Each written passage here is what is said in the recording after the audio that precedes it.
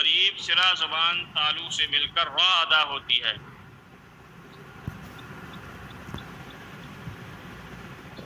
پشت زبان قریب سرا زبان تالو سے مل کر را ادا ہوتی ہے. پشت زبان قریب سرا زبان تالو سے مل کر را ادا ہوتی ہے. ہاں، پشت زبان قریب سرا زبان تالو سے مل کر را ادا ہوتی ہے. سرا زبان اوپر کے سامنے والے دانتوں کی جڑ سے تا دال طا ادا ہوتے ہیں اور انہی دانتوں کا سرا اور سرا زبان مل کر تا دال ظا ادا ہوتے ہیں. حضرت پشت زبان مطلب پشت زبان، زبان کا جو پیچھے کا حصہ ہے نا، آپ کا اپنا آگے حصہ کیا ہے؟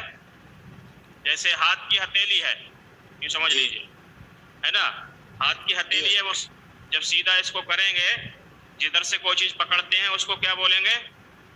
سامنے کا حصہ بولیں گے، یعنی ہاتھ کا پیٹ ہے، اور پیچھے کا جو حصہ ہے اسی کو پشت بولیں گے.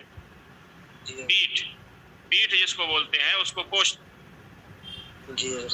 ہاں، تو پشت زبان قریب سرا زبان تالو سے مل کر را ادا ہوتی ہے. سرا زبان اوپر کے سامنے والے دانتوں کی جڑ سے تا دال طا ادا ہوتے ہیں اور انہی دانتوں کا سرا اور سرا زبان مل کر سا غال ظا ادا ہوتے ہیں. نوک زبان اوپر نیچے کے دانتوں سے مل کر زا سین صاد ادا ہوتے ہیں. یہ مخارج آپ لوگوں کو زبانی یاد کرنا ہے. اس کی وجہ یہ ہے کہ اگر زبانی یاد نہیں کریں گے تو آگے جب اور کتابیں آپ پڑھیں گے تو اس میں پھر دشواری ہوگی. جی حضرت. ہاں، اسی لیے یہ جو مخارج ہیں یہ زبانی اسی لیے یاد کرائے جا رہے ہیں تاکہ آپ کو ذہن نشی ہو جائیں، پختہ ہو جائیں، آگے پڑھنے میں جو ہے وہ دشواری نہ ہو. تو ان کو زبانی یاد کر لیں اور جو مخارج ہیں ان کو بھی زبان زد رکھیں. ٹھیک ہے.